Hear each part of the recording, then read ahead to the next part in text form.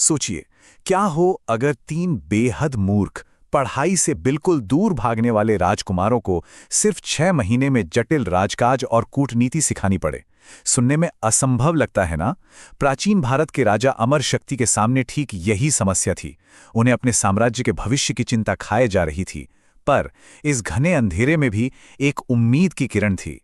जब पूरा दरबार निराश था, तब एक अनुभवी विद्वान विष्णु शर्मा आगे आए और उन्होंने एक बेहद साहसी वादा किया। उन्होंने कहा कि वो इन राजकुमारों को मात्र 6 महीने में ऐसी कूटनीति सिखा देंगे जो बड़े बड़े महानुभावों को नहीं आती। और सबसे मजेदार बात पता है क्या की? उनका तरीका कोई मोटी बोरिंग किताब नहीं, बल्कि जानवरों की रोचक कहानियां। तो चलिए आज के इस एक्सप्लेनर में बात करते हैं पंचतंत्र के अनंत ज्ञान की। ये प्राचीन भारतीय शाहकार, नैतिक शिक्षा और व्यावहारिक ज्ञान का एक ऐसा लाजवाब मिश्रण है जिसने सदियों से दुनिया भर में लोगों का मार्गदर्शन किया है। आइए देखते हैं कि आखिर इन कहानियों में ऐसा क्या जादू है जो इन्हें इतना खास और असरदार बनाता है। खंड 1, पंचतंत्र की उत्पत्ति, एक छोटा सा ऐतिहासिक सफर। इस महान ग्रंथ की रचना प्राचीन भारत में लगभग 3री शताब्दी ईसा पूर्व में हुई थी, वो भी मूल रूप से संस्कृत में। अब इसकी सबसे अनोखी बात क्या है?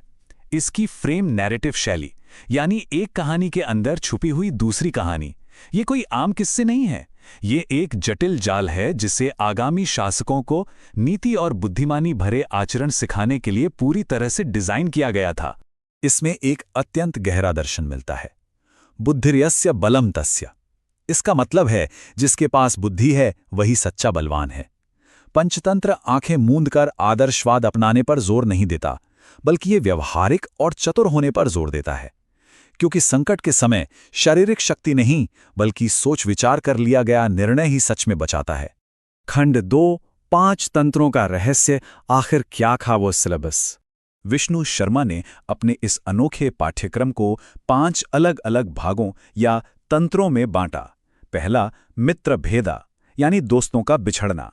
दूसरा, मित्र लाभा, नए मित्रों को बनाना।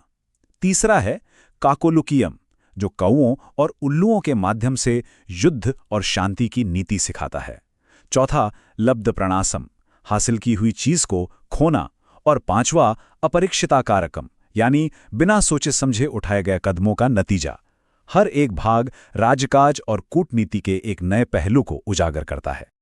और सबसे दिलचस्प बात यह है कि इन 5 तंत्रों में सिखाने का पूरा काम जानवर करते हैं। ये जानवर दरअसल इंसानी गुण दोषों का बिल्कुल साफ आईना है, जैसे एक बेहद शक्तिशाली लेकिन थोड़ा मूर्ख शेर या फिर एक अत्यंत चतुर और धूर्त गीदड़। इन्हें राजनीतिक प्रतीक के रूप में इस्तेमाल किया गया है ताकि उन जटिल राजनीतिक बातों को भी आसानी से कहानियों के जरिए समझाया जा सके। खंड 3, लालच और दोस्ती का अंत, बंदर और मगरमच्छ की मशहूर कथा।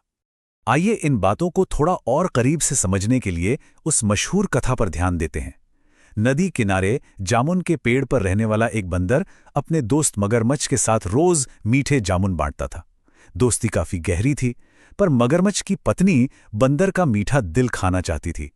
पत्नी की जिद और दबाव में आकर मगरमच्छ ने अपने ही सबसे अच्छे दोस्त के साथ विश्वासघात करने की योजना बनाई और एक शानदार दावत के बहाने बंदर को नदी के बीचों बीच ले गया। अब जब नदी के बीच में बंदर को इस जानलेवा धोखे का पता चला तो क्या वो घबराया? बिल्कुल नहीं।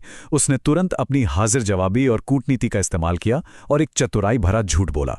उसने कहा, अरे दोस्त, मेरा दिल वो तो मैं सुरक्षित पेड़ पर ही भूल आया हूं।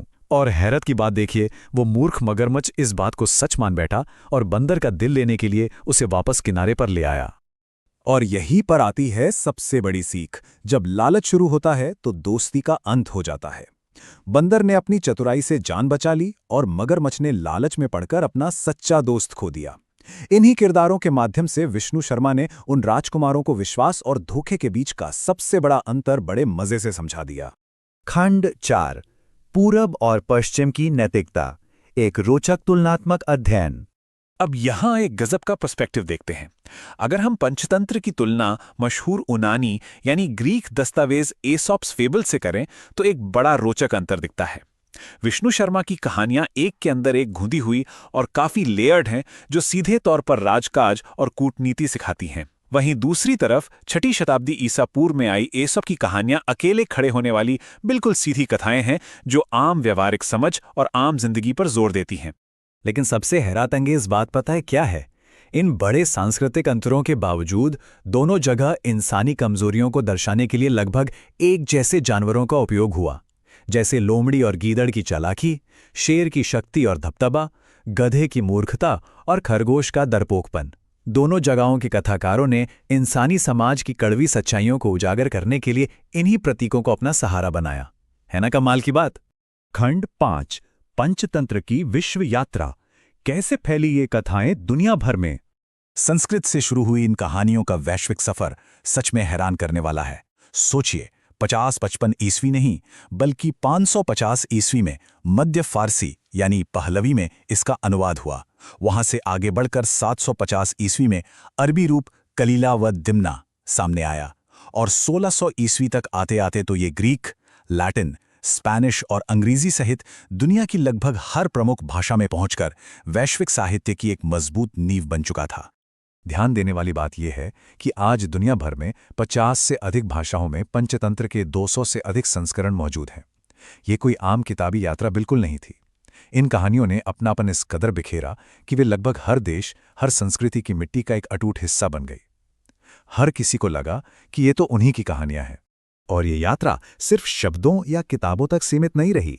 कलाकारों ने अलग अलग दृश्य कलाओं के माध्यम से इन किरदारों को जिंदा रखा, चाहे वो पटचित्र स्क्रोल्स हों या राजस्थान की मशहूर फड़ पेंटिंग्स। कलाकारों ने इन सिखों को चित्रों के जरिए सदियों से आम लोगों तक पहुंचाया है और ये सिलसिला आज भी पूरी ऊर्जा के साथ जारी है। यही कारण है कि पंचतंत्र की धरोहर आज भी उतनी ही प्रासंगिक है। इसका असूल वही है, समझदारी से किया गया शासन लंबा चलता है और दुनिया में खुशी लाता है। युग भले ही कितने भी बदल गए हों, पर अच्छे नेतृत्व और नैतिक निर्णय लेने के नियम बिल्कुल वही हैं जो इस प्राचीन ग्रंथ ने दुनिया को सिखाए थे। तो अब सबसे बड़ा सवाल यह है, आज की इस आधुनिक और जटिल दुनिया में जहां रिश्ते और नेतृत्व की चुनौतियां लगातार बढ़ रही हैं, वहां कौन सा जानवर प्रतीक सबसे ज्यादा हावी है? क्या आज भी समाज में शक्तिशाली शेर आगे है, चतुर लोमड़ी या समझदार हाथी? इन प्राचीन कहानियों के आईने में कभी झांक कर देखिए तो पता चलेगा कि दुनिया भले कितनी भी आगे बढ़ गई हो, किरदार आज भी बिल्कुल वही है।